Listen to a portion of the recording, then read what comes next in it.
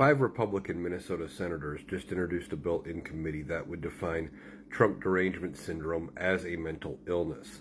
Now, they define Trump derangement syndrome basically as anybody who makes outbursts against Donald Trump, a mental illness that prevents you from seeing the great things Donald Trump is doing.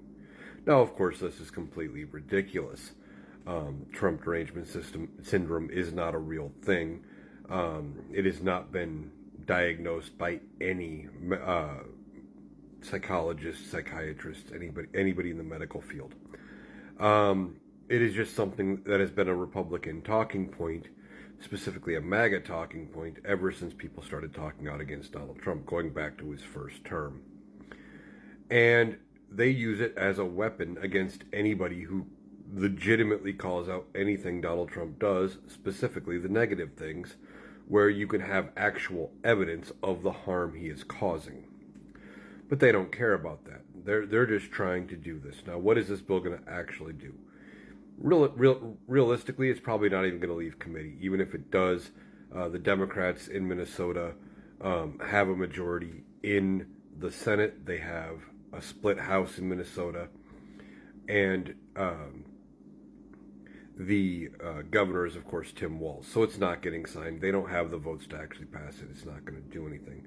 This is more lip service to Donald Trump, trying to say, well, see, we're trying to do something about all these people saying bad things about you. Clearly, they're mentally ill. It's a nothing thing, trying to distract from all of the things Donald Trump is doing.